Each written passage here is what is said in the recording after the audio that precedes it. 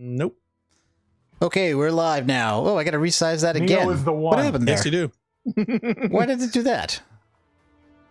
That's weird.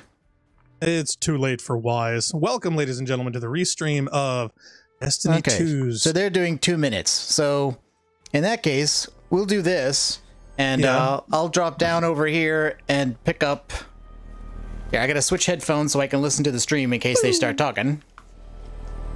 I can hear both. I think I still should be able to hear everybody. I should be able to hear the game. I should be able to hear you guys. And so where's the ledge for this thing, Blackstar? You did this the other day. Yes, I did. This is for the masterwork version of the Anna Bray rifle, right? Yes. Is it over there or over here? Oh, nope. It's way up here.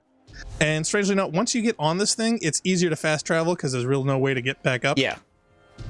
Yeah, I knew it was up here back near the beginning. I just couldn't remember which ledge it was off. It's this one. Right there. I'm actually shooting the thing. So if you can see the stream of bullets.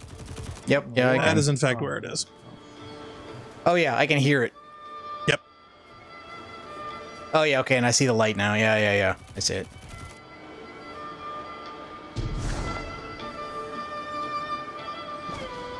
Collect loot. Well, that was... Why do I hear myself? I heard myself there for a second. Oh, I was switching my audio inputs. Oh, okay. So here we are again.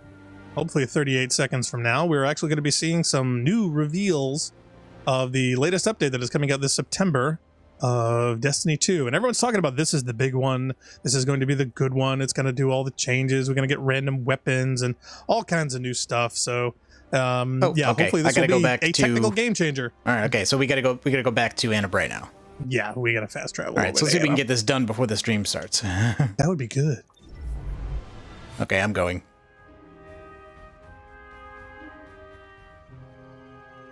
So I'd like to thank everyone for tuning in. We've also got Mal and Funkmon, and here we go. What'd you call me? Late for dinner. Nothing good. Oh my god, they might start on time. Yep. No, they're starting. Okay, are they starting now? Or I see animations going. Yeah. Okay. It's the same one they had before. Oh, is it?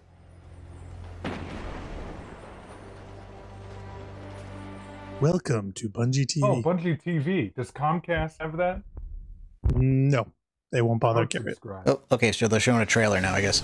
Yes. We have this opportunity that we wouldn't have had years ago to ship a game and then really collaborate with people outside the studio to figure out, like, what is the best version of that? Honestly, yeah, like we're building something the community has been asking for, and it's accumulation of everything that we believe the game needs to be. The upside to that is we're not holding anything back. All the feedback we've heard for the last year is, this is it. It's in Forsaken.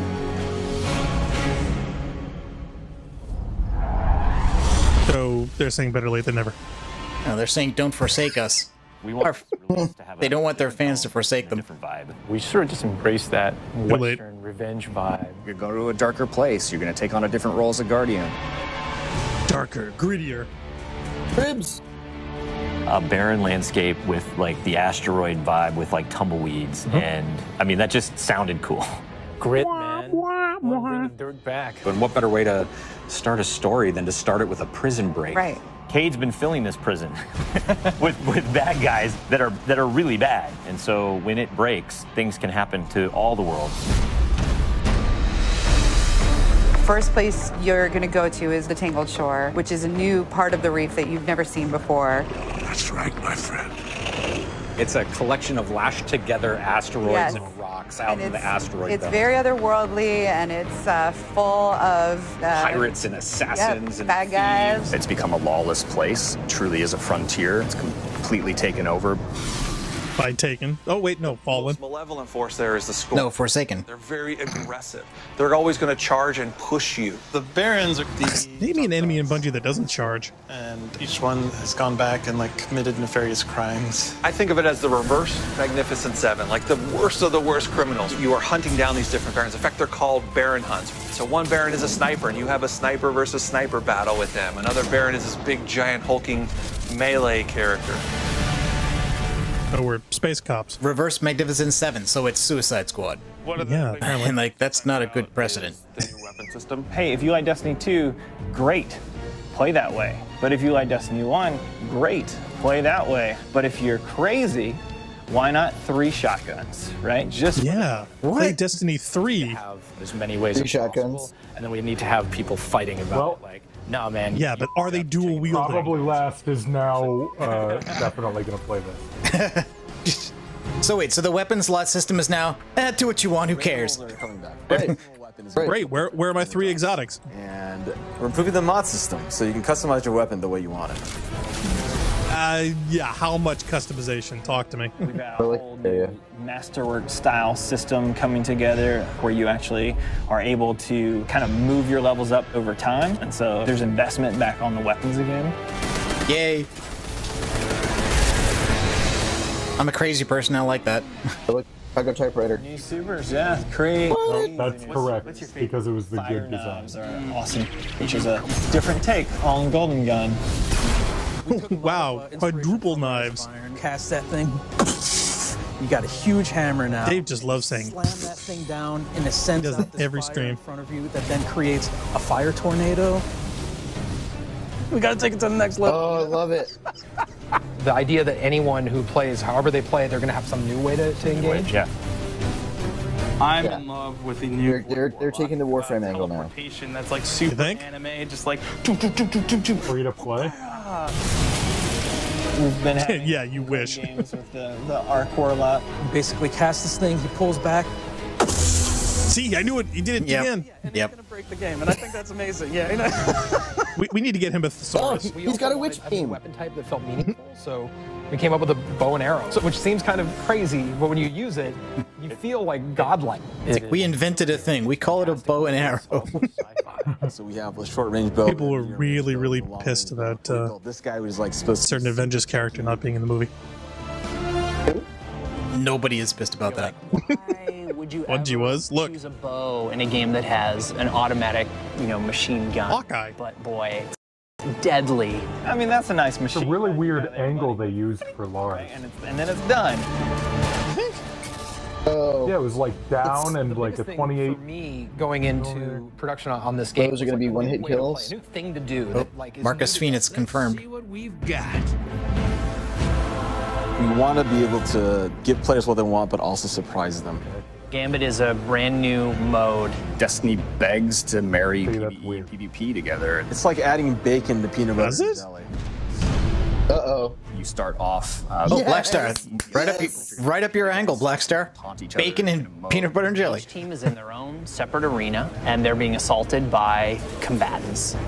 They're dropping motes for you to collect. You bank them. When you put them in your Wait, bank, motes? Where's the cheese? So they're bringing motes back? locks their bank down. They can't put motes into it until they take out that blocker. Filling up your bank with the motes is how you summon your primeval. You burn it down, that's it. Round's over. The interesting part. Oh, okay. I love how they throw out a bunch of words as if they meant something. Right, exactly. We have no context yet. This is like gigantic. Just hate PvP. Like the first time they invade, you can summon a boss and they get multiple kills. They'll come back and they'll be like, "Suck it!" It's awesome. Yeah, that's what I thought was lacking. The lack of suck. You can't tell. Like we just that's rare. do their own. Many slurs and Zools knew what it was to be roasted in the depth of the floor that day. I can tell you. Tell you, yeah. Jargon. Big monster again. This raid has more bosses than any raid we've ever had before, and we're really excited to get players in there. Right, lack of bosses. That was the problem. Yeah, a veritable inauguration crowd of bosses. And it's an in-game destination that we've never done before. Oh, that looks cool. It does, actually. Yeah, we'll never get a chance to be there. It's like if the Vault of Glass and Dreadnought had a baby. If they were like twins. Or the twins. Yeah, that's actually more accurate. Yeah, they're like twins. It's Yeah, like yeah, yeah. It had twins, and then you took those twins and you put them blended them in a blender. Jackson, raised them as his own, and then that's the Dreaming City. It is magical and weird and mysterious. It's the great conjunction comes. That, oh man, dude, I'm all in. This does look pretty. Passageways that might not seem to exist the first time. It always does. It never hasn't looked pretty. Cyclical end-game place. That's how you know they're not a Warframe route. Yeah, no, like I was saying, like Bungie has become an artist-driven developer, I think. more than gameplay or story. So they're saying that it's going to change over. So with every design decision we made for the Forsaken, like the first thing we ask is how will the community react to this? Players want their investment in Destiny to matter, and they want to be able to see that reflected in the content. We knew we wanted to do something for the collectors in our game, so we built a feature called the Collections. It's a way for you to track all the items that you can go out and acquire. There's so much here in our game. Like, there are 2,000 items you can get. Go get them. You can look at sets and you can then say, what? I haven't filled out this set. What do I have to do to go get it? If I want to find like how many guns in the world, I can actually go look now. We also never want to have that which is just acknowledging your achievement. It ties into records, it ties into lore. It's a thing that can help you drive, like, hey, I want to do that. And if I do those things, I can get a title. Like, I can have a title floating over my name that says that I'm a god or whatever. Not me, but like you. We want Forsaken to feel like a game that never ends. So we're going to reinforce the hobby and make the experience something that can be played night over night. We're changing the weapon slots. We're changing how the pursuits work. We're adding new features like the Collections and the Triumphs. We built Gambit. We've got a whole bunch of new weapons to chase, exotics that are really powerful. We have Lisa focusing on some sweet new exotic armor. Maybe we gone overboard, like dialed it. It seems at least. Ore to go out there and collect in the world, exotic armor pieces to go out there and hunt. We're working on armor perks, random rolls, new mod system, new subclass paths. He said random rolls. We're making Forsaken for how random? Destiny. Making a game that we can all. You can randomly get one roll. That's what we're going to constantly be pushing towards, always. Everything we're building is through that lens.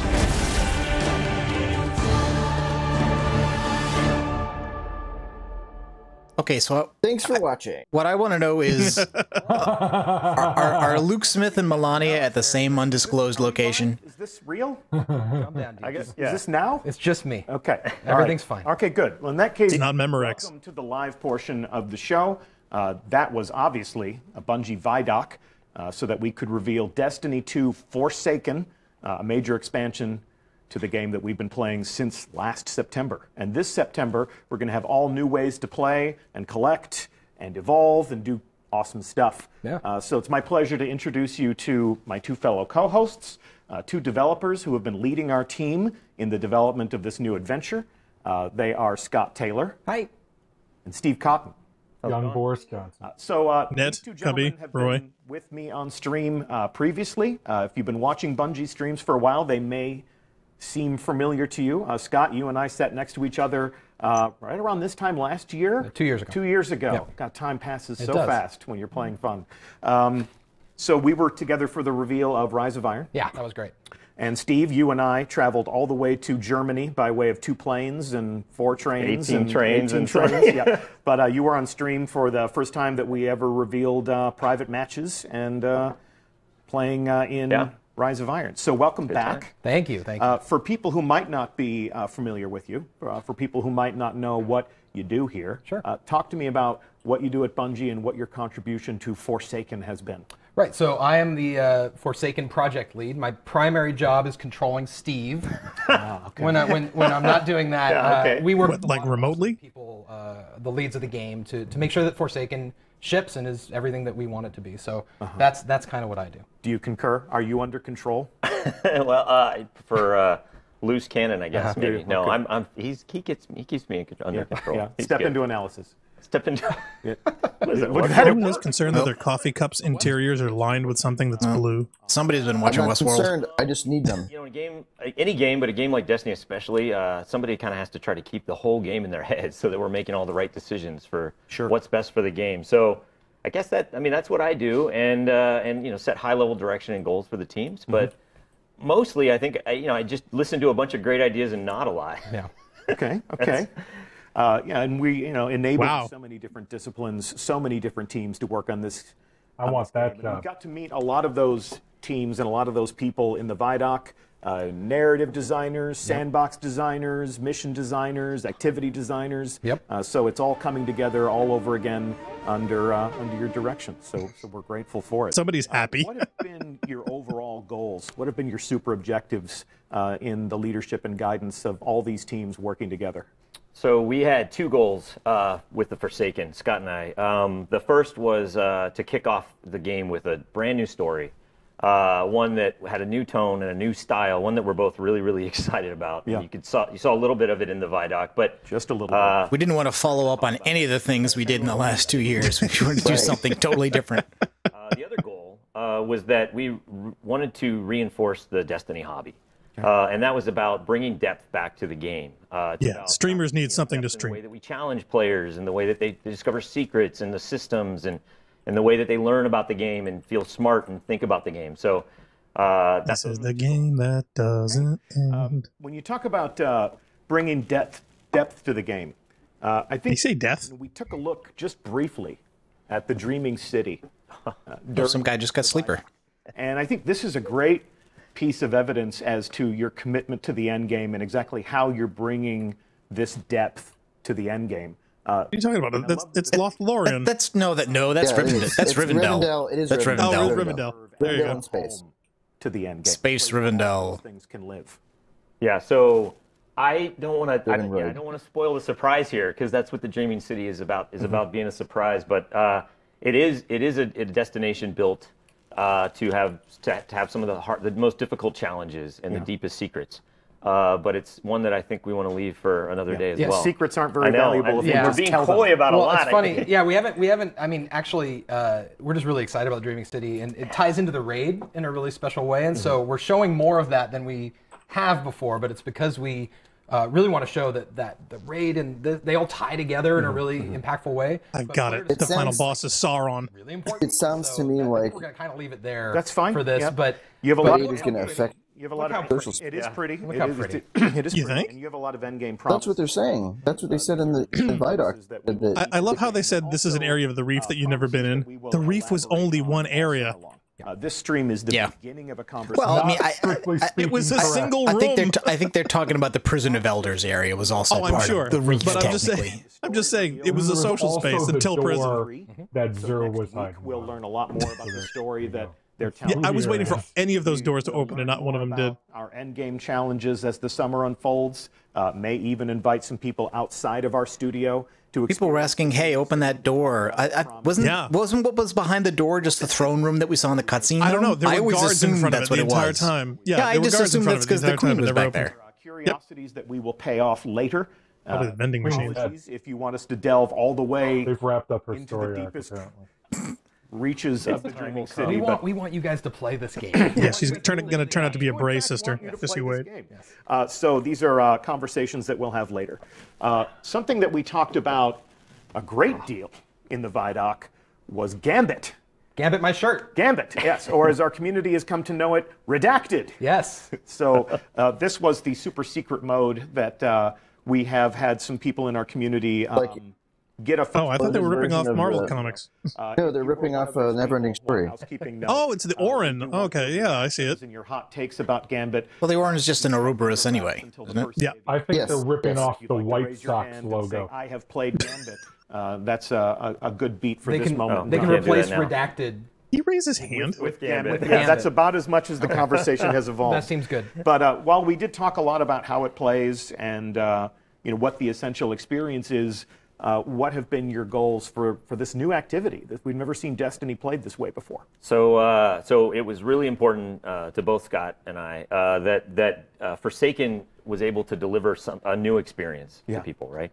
And so what we gave the team, no more shooting. Robbie Stevens, the team free reign, a bow and arrow, to invent something completely new. But specifically one that took advantage of all the best aspects of Destiny. So yeah, Forsaken is now a survival crafting walking simulator. Bring those together and then add like big bosses. Don't forget Battle Royale. True. To be honest, when they were talking about a new mode, that is exactly what I thought they were going to go for. No, they just reduced the number of players in Crucible. They're not going to go full-on Battle Royale. I never said it was going to work. Really wasn't built for that. A risk-reward strategy mechanic to the game that really changes the conversations and the way that the decisions that you make during the game. It's no longer just about how fast can I shoot a guy and bring him down. It's about, well, should I be killing guys? Should I be collecting motes? Should I be banking? Should I be invading the other team? And so the result is fantastic to play. The community got to play it. And then, actually, this is really cool. At E3 next week, yes, people will get to play Gambit. That's what we're going to have there. So Yeah. on the show floor, we're going to have Gambit. And Gambit will also be like, on the Director, it'll be its own node. This new activity will live alongside the Crucible, the Strikes, and now we have Gambit. Yeah. Banking modes, it sounds like they're adding microtransactions to the inside of multiplayer, you know, like... for the 6th year So in a row. they've taken all the things that you hate from Supremacy and exactly. applying it to this. They've made Supremacy more complicated by saying now you can't just pick up the things, you have to bring them somewhere. Right. It's a Supremacy mechanic. Wow. This is our first opportunity for people to get hands-on with this new You activity. guys remember when they canceled E3 because they thought it was getting too commercial? Planning a trip to Los Angeles or trying to score an E3 badge, and you want to join. And then Petty Arcade Expo came along and said, thank you. We're going to take that same Gambit build, that same pre-launch build that we're bringing to E3, and we're going to ship it straight to Tampa, Florida, after E3 is over, so that it can be playable also at GuardianCon. So we're going to be sending it away to you. Well played, gathering Bungie. of community and content creators. GuardianCon? That's the All Destiny Con that you want to be included. Get yourself a ticket to GuardianCon because we'll be there too. fans And together a couple of years ago. anything Surely else I that we should want have to known say what about that Gambit was. before we move on? Just excited for people to play it. It's not that big. It's just it was fairly small. Like first, And it's grown a little bit, but I don't think it's. Once the Destiny campaign is finished, a lot of players are always asking us, what's now? What's next? How are you going to keep me engaged over the course of a year? Give me a roadmap for all of the other moments when I know that my hobby as a Guardian is going to be infused with new things. Tell us how many story missions are converted into strikes by raising the difficulty. Tell us how Rasputin feels about the Dreaming City. This is a new way Where's the for us to Exo sustain the game with new releases of content. Were we supposed to see that? Graphic on the screen. Yeah, there was somebody was off on the switcher. He jumped the. He jumped the. Yeah, he jumped the gun. switcher gun. Has 3 different This is releases. weird. This is live Umbra, on Joker's Wild, Black Armory. .com right now. And because our product pages have gone live, we just want to set some expectations for how this is different from what you may have known this year. If How you can pay for it 3 times. Osiris, if you played Warmind, this is a different thing. So if you're the type of person that throws your money down on something as soon as it becomes available, we'd like to set your expectations that this is different than those expansions. What we have here are 3 different releases that will come out over the course of the year. Black Armory, Joker's Wild, and Penumbra in the winter, spring, and summer to come. So these releases are a new way for us to deliver content. What would you say, what purpose would you say that these serve? I think that the purpose here is to give you more of what you want more often. Okay. It's also about, it's more about chasing the power and the gear. Okay. Basically that's it. I mean, it's Yeah, and more that's often, more stuff that you care huge about. cornerstone for Destiny, the acquisition of power, the collection of new gear, the upgrading, The taking of money. That's really what people talk about when they refer to the Destiny hobby. So they're going to charge you $60. Deeper dive into exactly what you'll Probably find per. in these different releases. Bet you they'll over the charge you course of $60 the for year all in of them, the or annual pass. And if we can give people a read on this. Wait, do you have the price there? Here is what across these 3 different releases you can find in your annual pass. End game challenges, obviously new things to collect, new and returning exotics, new pinnacle activities, deeply challenging things to really test your skill and your teamwork, new triumph, Your bow skill. records to collect, and we'll take a look at exactly somebody who's how already they'll like unfold in the game, and new lore to discover and collect in the game using new tools and features that we'll be delivering to every player. The annual pass does have exclusive content for the people that purchase it, but this collection game is about to evolve in year 2. So I would say that to set your expectations for this right now, we're leaning harder into the things that keep you coming back to the game week over week, month over month. It's activities, it's action, it's challenges, it's things to earn and collect. We're not leaning as hard. It's really things to earn and collect. Cutscenes or cinematics. Obviously, we're telling a story, but it's a story that you'll discover in moments of action, the reason we play the game, and things that we can collect, and our understanding of the world that you're creating will grow over time through the annual pass, and you'll be building on the great story that you're telling in Forsaken. Yeah. Wait, Destiny 2 has a story? Did they literally just warn us, don't expect as much cutscenes in Forsaken as in Taken King? When I think one of the things, not the only, but one of the things that people liked best was that Taken King did a much better job of contextualizing its action. Writing, story, context, yeah. It gave meaning to what you do. Annual pass, but it is sort of a thematic shift. So don't worry, they're fixed that. There's less of it. With the new release in the annual pass, we create a new theme that presides over everything that people will be doing in the game. Yeah. This is obviously something that you'll need to know more about. This is something that we will be talking more about, but because it's live, it's jiggling my character. It's a war set. Before everyone made the assumption that these are these two expansions that I'm used to getting in Destiny. We've reinvented the way we sustain the hobby. We've reinvented the way that we release new content after launch. We've reinvented the way you pay for things. We'll talk more often. We're talking about today, but we'll definitely reinvented it by giving you a subscription fee. Anything else exactly about that? We've learned from mobile phone companies that we need to charge you every 3 months. Everything he says, he starts with the word "so." Have you guys noticed that? For every player of Destiny. Let's count. And we're going to continue to update the game. Got a brand new roadmap to put on the screen. Right, like you were just going to say, nah, we give up. According to plan upstairs, we have a brand new roadmap that has been updated on Bungie.net right now. So if this isn't entirely legible on whatever screen you're using, Bungie.net has our new June 5th in July development roadmap. And this is where we plot the updates that every player of Destiny 2 will receive.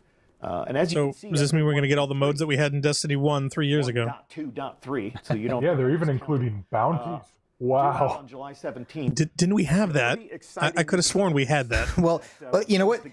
Talking about bounties, modes, Clan text chat, get out of here. Random rolls, and unlocking perks on weapons. It seems like what they're actually doing is that they're finally merging the Taken King fork back into Destiny 2. You know, like the code base forked when they did Taken King, and one branch was being worked on by the people who released that, and the other branch became Destiny 2, and so it didn't have any of those things, and now they're putting them back.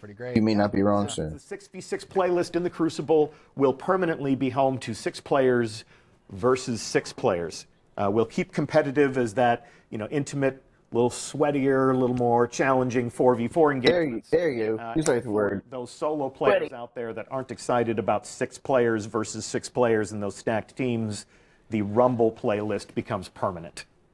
And then all of the other things that Why wasn't it permanent from the beginning? Bounties, prestige raid layers, and some of the different features that improve your quality of life as a player. Let's move on to year 2. Yeah. Along with the launch of Forsaken come a lot of interesting evolutions to the Destiny player experience. Scott, I think you can agree with me when I say that the most important development, the most important update on this list, bulk shader deletion. I don't think it's a question. I think it's just. Wow. It only took how long? Bulk shader, and then shaders also are Put it where it belongs. in our some other features. All kidding aside, shaders have been a very large conversation in our community, but there's a lot of other things here. And Vault going to 500 slots. Can get very excited about. So there wasn't actually a limit. So if you want to win they just needed to change the number. Events, you better commit to the progression of your Guardian.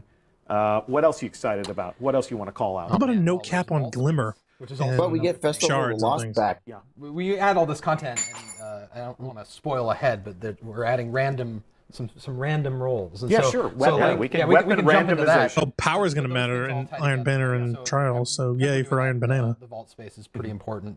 We'll take a look at gear collection and in-game triumph in just a minute, but it's important to call out that while collecting gear and keeping it in a menu that's sort of like your accomplishments, weapon randomization, or more affectionately known as random rolls, that is something that is coming back. Let's just say it again. Yeah, they're testing it upstairs right now. It's coming back. We're bringing it in. Yeah, it's gonna be good. What's your goal for that as a game director? Yeah, the goal for random rolls is just to get to make earning gear more exciting to players, to personalize their chase for weapons. What are they testing? That the randomizer works? Really get add that depth that we were talking about before to a system that they can now kind of learn and dig into and try to figure out. Yeah, I'm loving this recurring theme of depth. Yeah. Every drop has the potential to be exciting, to be something new. And I love that in-game lore is 10th on that list. How do we arrange them on our character? You know, the We already had in-game changes lore, are something that are in development. thing that's This is year 2 lore. Game Oh lore. yeah, and, yes. Actually, do you want to talk about how it works? Then I can. Sure, like weapon slots. Weapon slots are really exciting. I mean, all those all those things on that list are exciting. The weapon slots, especially, because the weapon slots are really about like giving you more control over your playstyle. So for me, it's about getting my fusion rifle back. Sure, that's just that's my priority. But for everyone else, I think it's different, right? And so now you have more control over which weapons you can put in those first 2 slots. Can I run 3 fusion rifles? Still roll your 2 hand cannons. I guess. Or you can roll 3 shotguns, Deej, if that's... I mean, if you can do 3 shotguns, you can do 3 fusions.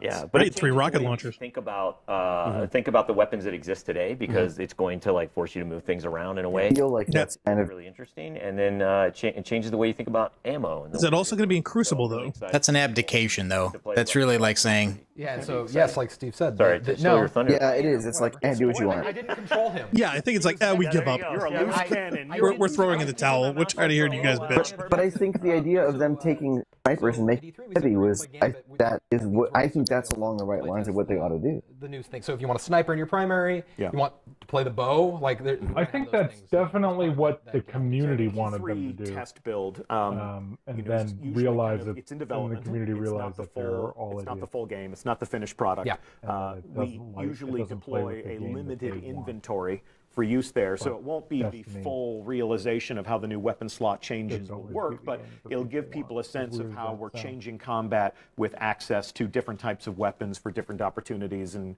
like you said, you're going to let people play the way they want. Yeah, and those are all going to be Forsaken weapons too. So it'll be new cool stuff that people get to see in the different slots. Yep.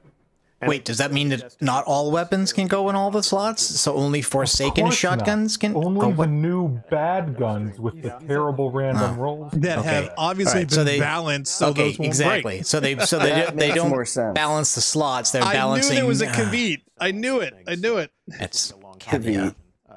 Nope, Kavit. That's it. It's Kavit. We called out. Yeah, no, it's Kavit. That gear collections and in-game triumphs are something that we're bringing to every player. It's like a Kofefe. And too close to Kvetch. Glimpse of that in the Vidoc. But just to reinforce the fact that it is in fact real, I would like to fallen Kvetch. Can I say something? I would love for you to say something. So this is a build we propped from someone's machine. It's totally in development. We are going full transparent. You're going to see things, numbers, whatever. They are all like. They're not fake, but they're not real. They're not done. They're not done. So you're not really a 353? They're not done. And so when you see something that's a number on a screen or this is about, we're going to show you guys the bones, and I am not uncomfortable about this. This is going to be great. This is a look behind the curtain. You don't sound uncomfortable at all. In development. You can see our brave guardian named Bungie. I can't wait for him to show me the bone. This is a hunter that we have. This is on PC, obviously. For the purposes of this demonstration. This is obviously. Wow, does he have controller drift? He has controller drift, yeah. I was just going to say. Drift? Oh my god, Bungie, seriously? Controller drift in a stream. Here you go. What are you, Steve? Can take Titan. You guys can take your Warlock. Okay, so that's the end of the stream. No, I'm kidding.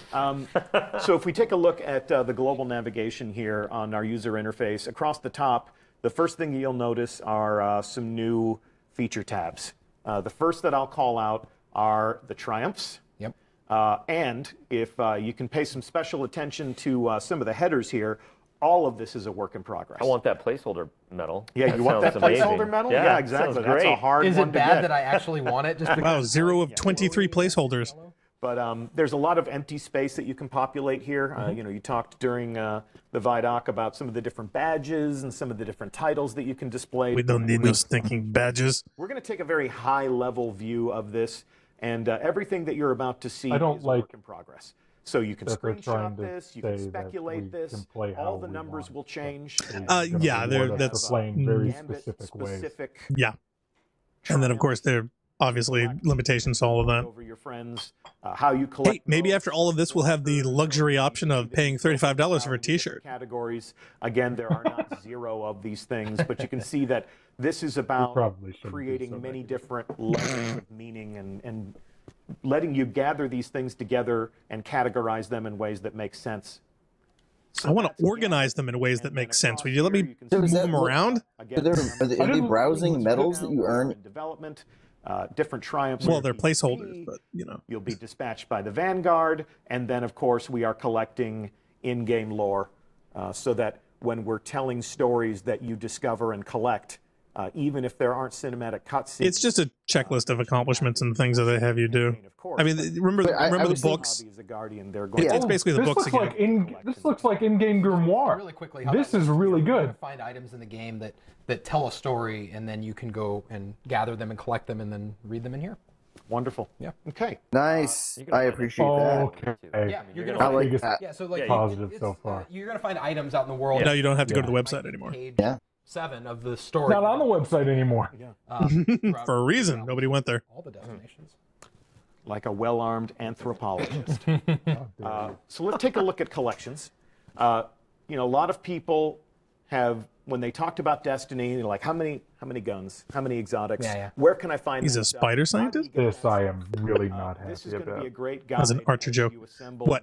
Having the exotics and weapons all listed as knowing how many there are? No, it's going to compel him to do it. Forces you to have a collection. It even says collection at the top. So you can see here that we have. So now it's like, oh well, now you're incomplete. You're not a full player. You haven't collected everything. Your OCD is going to take over.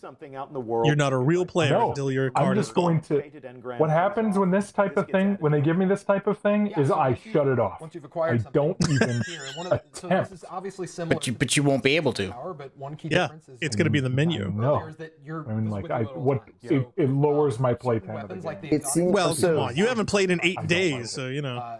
Bungie took their take on Borderlands and they morphing it into Warframe. Sure. You've gotten the thing that you want. And when you say buy back, like if I were to acquire Sweet, So it's true. They're completely out of original ideas. Ever do that? Why would you do that? It's so sweet. But if I did that, and then later on somebody said you dismantled Sweet Business, what are you? I mean, like what did you think you weren't going to put an exotic in your heavy slot? I don't know that that's true, but the problem is when they break lore, that's in the part. These are just methods. Mal breaking up for anybody? Is it just me? Yeah, I wasn't sure if he was doing that on purpose. I'm sure I paused for a second. I think you've got the threshold set. It's clipping you. We're only getting pieces of words. Everything else is a work in progress. And because exotics are a thing of mystery and discovery, you're not going to tell me, you're not going to give me a full menu of what exotics you own and what exotics you don't. No, but to note something there that I don't think we're going to exactly show, but if you bring over an Iron Banner weapon, I'm super happy. There's no point in hiding that though. When the first person who gets, they're gonna data mine the mobile app and they're gonna put that up on a list, and it's gonna be done in less than a week. I mean, yeah. There's no point to this whatsoever. Interesting categories. What do you say? Oh, I don't follow that argument. Goes for your weapons. Why do you say that? Where I can go find all. Because someone's going to data mine it from the PC version. It's going to get posted on the web someplace else, and we'll know it anyway. There's no point not telling us. The slowest possible will be the first person who gets everything. We'll put it up on a list, and then there'll be a third-party website where you link your account where you can see the list that includes the names of the exotics you don't have. And you'll know where to go, how to get it, and what it does. I understand they want to have mystery in there, but it cannot be achieved in the architecture they've created, I don't think. No, not with the interactivity that people have with apps. They give you this collection and a checklist. Okay, wait. A mystery. What's Flare? You want to express yourself, don't you, Steve? Oh boy, how many pieces? We really do require 15 pieces of flair in Destiny 2. Yes. Some people choose to wear more, and we encourage that. That's from a movie. It is. You have a case in the Mondays. Good job. Wow. It's from a movie. A movie. See that, this is an opportunity for you to look upon all of your treasures. I don't know if these numbers are placeholder or if they are finished. I think we should send it back to his desk and get the TPS reports. Let's just assume that they're all placeholders. Let's that is a fair what are the flares? And then, as we said, over are these the emblems? All of that's work in progress. Everything looked like an emblem, but so they're just renaming it Flare, or is Flare a super category of emblems and other things? Well, he was I think acting like Flare must be a super category. What else would you want to say about this? Boy, I mean, like these are features available to everyone. Triumphs and collections are available to all the players of Destiny 2. So we're excited. I think that all these things go together to tell a story about depth and about Destiny for me is at its best when I have a triumph I'm chasing that's tied to a bounty, that's tied to a material I'm gathering from a public event. And I feel smart because I chose to do these things, and I'm trying to get the lore to finish the book, and so Destiny's really unique in that way where this guy likes collecting I love Destiny materials. the most when it's that, and I think that this. I'm sorry. Do you feel any deeper in Destiny because of all the I don't know our own characters from home iron you've collected? That just populate with the stuff you had and then the stuff that you still didn't have, and so I know a lot of people that have almost as much. I'll be honest. I do. Almost everything that they could possibly think I felt collecting materials was an important part of the game. Genuinely. I love grinding those caves. With Forsaken, so it's not making fun of that guy, but he's right. Where we say Triumph or Live, and our most hardcore fans go in and say, I have a much deeper understanding now for all the raw materials I've collected. Yeah, I can't even name you some of the materials. I have to look it up. You can go and do and collect, and the collections tab will be a great way for you to sort of. Yeah, Seraphite, because I've got 37 instead of 32. I know so much more about the game. I want to plan my time. Oh no, Destiny 2 materials possible. I mean, one thing we've talked about back to like Relic Iron and everything is just the multiple parallel pursuits that that players want to be on at the same time, whether it's the campaign or quests or we're adding bounties, and so this collections is just another aspect, another axis of. Hey, I can be spending my time going and getting this thing while I'm getting a patrol and I'm hunting down an outlaw and I'm doing all of these things. Or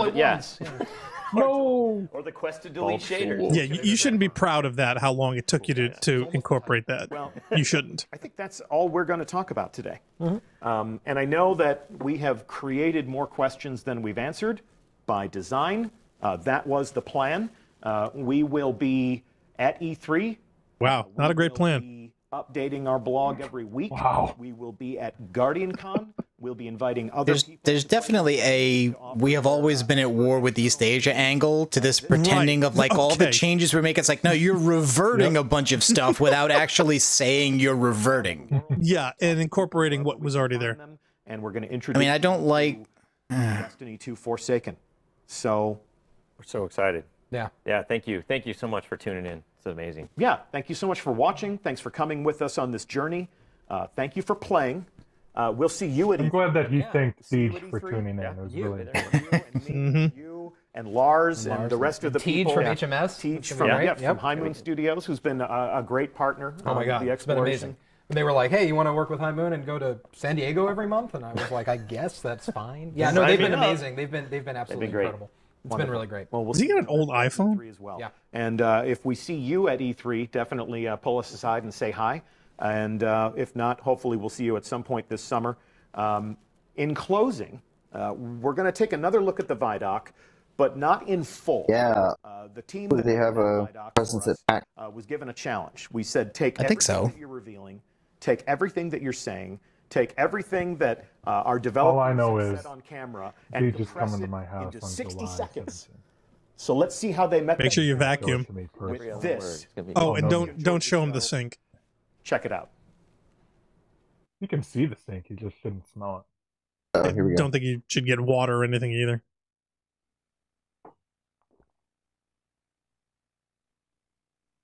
Teen blood and language, or what do you guys think this is rated? T for teen. Oh. We're building something the community has been asking for. A game? We want to be able to give players what they want. Well, now we know things and we can see this with a new light. To have a different tone and a different vibe. You're going to go to a darker place. You're going to take on a different role as a guardian. Darker, grittier Destiny. Well, that's what I said. We're changing the weapon slides. We're changing how the pursuits work. This is the Christopher Nolan of Destiny. armor perks, random rolls, new mod system, new subclass path. Seriously, that Lars angle is For people who love Destiny. weird.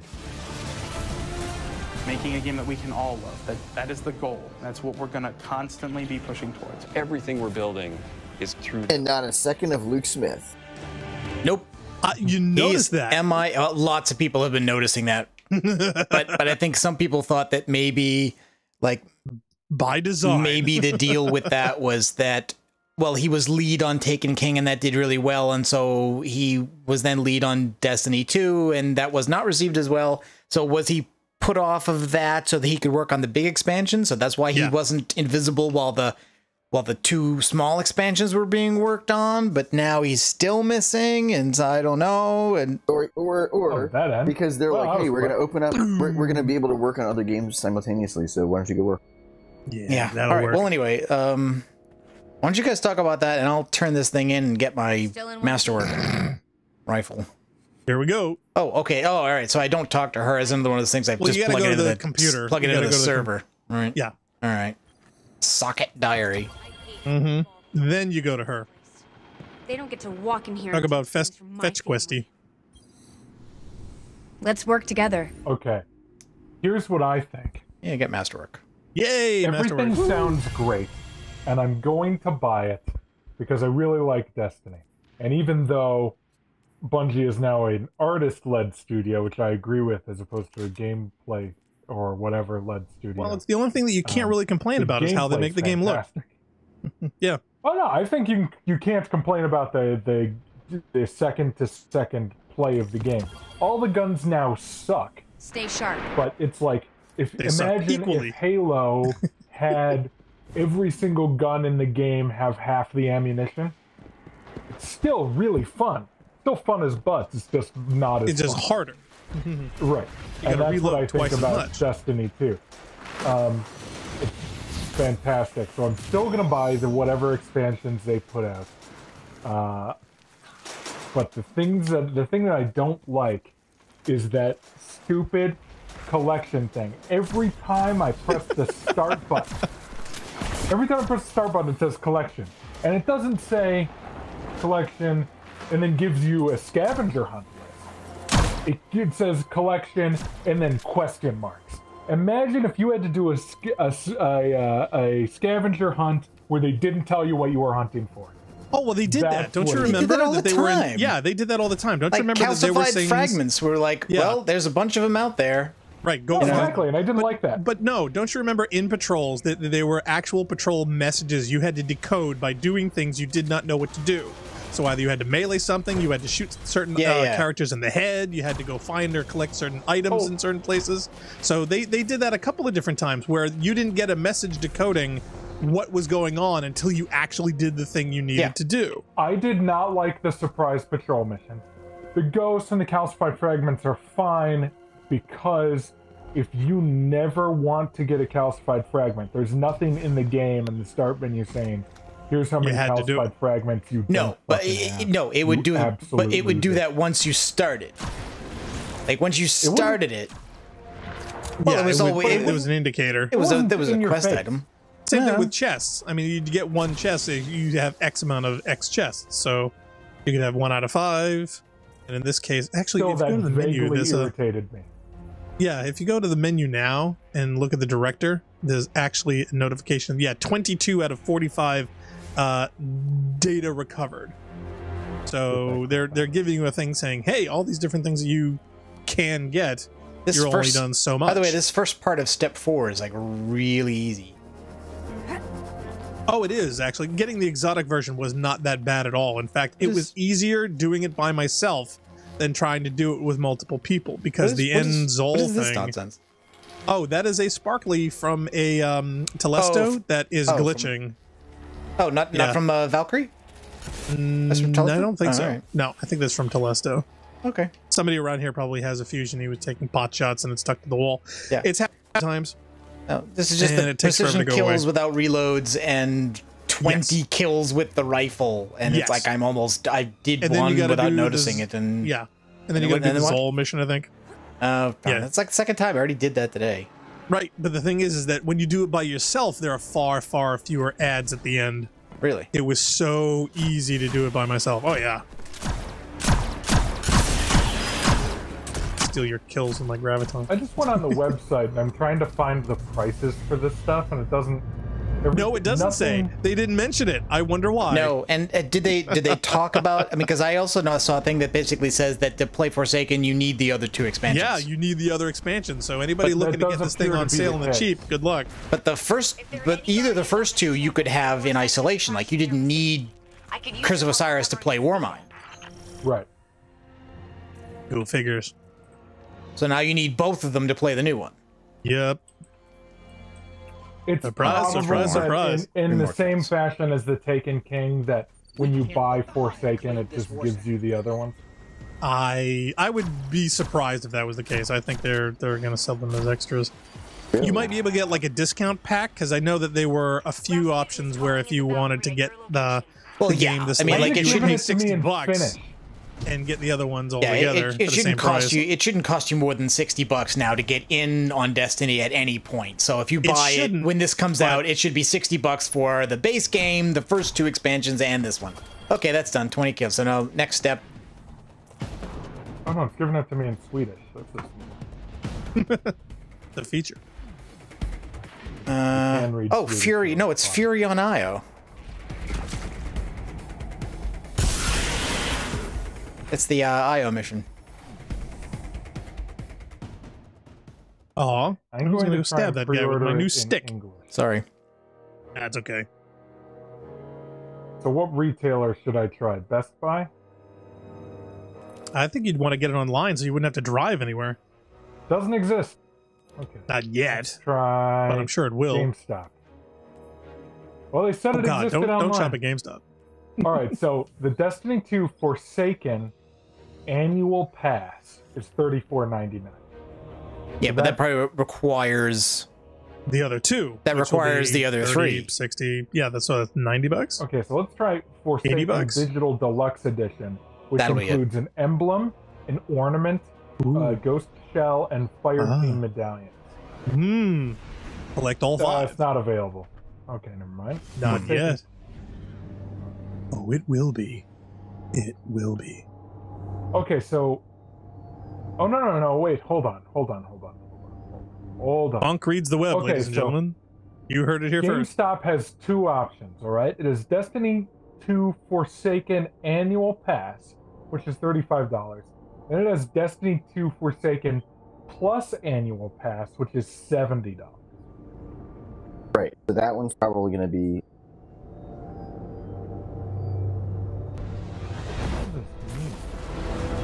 So you remember when Destiny was being released initially? And remember back in the day when you actually bought a game?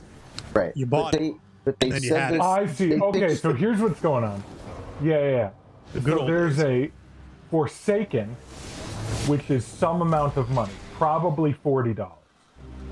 And then there's the annual pass for Forsaken, which is $35. Yeah, which is the updates that comes after that, yeah. Some assembly required. And then the Forsaken Plus annual pass is $70, which is more than a brand new game. By God. Yeah, I don't know. I love it. We now have matching rat sparrows. Yeah. Yeah, they didn't mention anything about the sparrow progression. You know, where's the advance in sparrow technology? Not to mention the fact that they seem to have designed a reef around a strike where everyone hated, where you could just fall off everywhere. I don't know what Bungie has against ground, but they love having combat environments where you have to jump from rock to rock and potentially could fall and kill yourself every 3 feet. First of all, that's the 3rd best part of Destiny. Is falling off thing? No, jumping. I love jump. There's 2 things that the jumping puzzles does better than any other game in the entire world in the history of video games. 1. Platforming. Is that what you're going to say? Really? Yeah, shooting. I hate those punches that 3, don't connect. Jumping, which is about even with a couple of the others. Nothing feels better than punching a dreg, though. Especially when you've got like the fire explodey thing. The technical term, Doctor? It's wild. So I I'm now second guessing my commitment to buy all of the expansion passes. $70 a year. You? Financial commitment? Never. Well, up until now, it was, you know, the Taken King was $40, and then that you're good for a year. Or you got 2 expansions, and then that was, I don't know how much it was, $30 or something. I was not expecting a more than $50 a year. Well, I don't know about you, but I don't think Bungie could sustain all the families for 700 employees with that. Hell, they're obviously doing so much work, especially that guy whose job it is to nod at people. Yeah, all those developer supervisors out there. Come on. Good. That drill and they've got to spend all that money for those custom coffee cups with the blue in the inside. Hey, those heads aren't going to nod themselves. And those heads' children's aren't going to nod themselves either. So.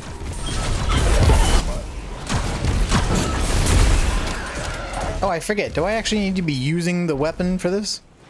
I didn't. I don't think so. I mean, you've already... Theoretically, you could have combined the 2 events where you had to get those shots and kills with it while doing this event, and that would have made sense. So you could have, like, doubled up if you wanted to, but you've already taken care of it.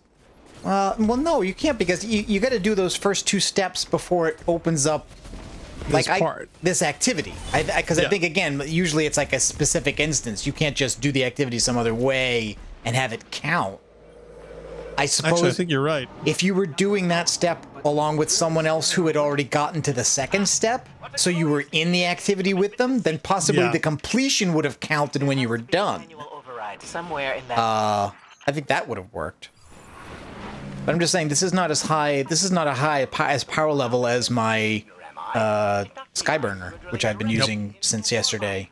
When it dropped. No, I had to infuse some stuff to get it back. I think it dropped at 345. Yeah, 345. So it's already lower than most of the stuff we're using. So it is. So if you have another scout, I would definitely infuse it. Well, but if I don't have to use it, I'll do that or about later, and I'll just put Skyburner back on. He means watch out for the Taken. You should hide. So, guys, this is the first comment for Destiny. Oh, go ahead. No, go ahead. Go ahead, louder, please. Yeah, you're breaking up now. Yelling. What I was trying to say is that this is the first Comet DLC for Destiny 2 because the other 2 were minor DLCs, right? Yes. Yeah. I think that they've consistently been really good about the Comet DLC content. And they've just been light. But I feel like that's to be expected. I feel like they've done some work, although it's probably not enough work, on setting adequate expectations for what they're going to release. But I was just thinking with first Destiny and then Taken King, and now this Destiny and Forsaken, it seems like they're on track to really knock it out of the park with those, and the minor DLCs are just kind of the appetite whet. Yeah, except those don't cost. Right, except that those don't cost any less than they used to, and now the big one, they're saying moderate your expectations. Also, it costs more. That's not. It's not a great combination. It's not a great message. But I cannot expect to look at that amount of content they've got there, and with as beautiful as it is, and with as well honed as the moment-to-moment combat to be, because regardless of how long people's stays with. Mal, do you want to put your phone on constant transmission? It's really like all your words are being cut off. Network is bad. Yeah. I think gotta stop those torrents, dude. I think it's the voice detection. Oh, you think so? Yeah. It might be network. It might be network, but it just sounds like he's breaking up. Yes. I will probably have to leave and come back if I want to change the setting. Yes, you will. Yeah, probably. That's okay. We'll still be here. Bonk will have something entertaining to talk about. Will I though? Yes. What are your plans for your guest visit? Obviously, you want to make sure that the sink stays out of it. But yeah, do you have anything else planned for the encounter you described earlier? Well, I'm gonna show him my dungeon. I mean my base. But other than that... Are you going to dress it up? What for? Well, you know, present it in an interesting way. You want to have a good impression of the dungeon, right? No. Why would I? Oh, you were going to show it off. You never get a second chance to make a first dungeon impression. Dungeon impression, yeah, I mean... I'm not going to show it off, I'm going to put him there. Oh, okay. I mean, this is not an issue, you guys. Come on, that's what chains... That's why they invented chains and barbed wire. So, are we to keep going people to see in them. Rasputin? Definitely nothing about There is only one open range cattle. But Rasputin is not just a dungeon thing. But here's another thing. And another thing. All right, hold on. What was I complaining about? Oh, right. The White Sox logo. Look at the S. Look at the S in the new expansion logo. And you think they modeled their snakes after that? Sox. Oh no, the S in the logo and the snakes are the same. It's obviously the S in the logo is supposed to look like the snakes. I think it's definitely very Orin-like. You know, it is definitely, and especially strategically over the history of the game. There have been several environments with those big globy items, like the one that the speaker had at the tower, and a couple different ones that they've had throughout the game that all remind me of the White Sox. No, of you know, early '80s fantasy films like Dark Crystal and Neverending Story and things like that, where they've had, you know, fantastical-esque items that try to give you a feeling of awe and wonderment, and not exactly an understanding of its purpose or design. It's just attractive in a really, really interesting way. So when you see two snakes intertwined like that, I look at that and I say, wow, that looks just like the Orin from Neverending Story. So I think Mal was right when he mentioned that. So as far as the White Sox logo, I don't know. It depends how much of sports fans Bungie's are, but I honestly couldn't tell you. Well, I think it's more a question of being a Chicago reference than anything. But you think? But how many? I mean, yeah, but they're in who's Seattle the Chicago now, connections there's not many now original Bungies around besides Jason Jones? I think yes, that's the thing. all the originals have been purged. I mean, even people there, yeah, even people there now would be more connected to, like, there are people who work at Bungie and are from Chicago, but weren't so there's a with Seahawks Bungie when they were similar. in Chicago. So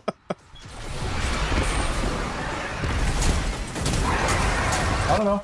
But okay. I want to ask you guys the White Sox stuff. What of the new faction rallies that are coming up? Do you have any predictions on who's going to win? New Monarchy. You think? Okay. Well, New Monarchy's won it quite a lot. Future War Cult never, and Dead Orbit won. But personally, I think the deciding factor is going to be the catalyst, and the catalyst for Dead Orbit is the Graviton Lance, and Graviton currently is like one of the top tier go-to weapons. It's absolutely killing the Crucible. I mean, I'm using it and I'm actually getting kills. I was getting like 20 kills one game, which for me is like phenomenally, you know, new.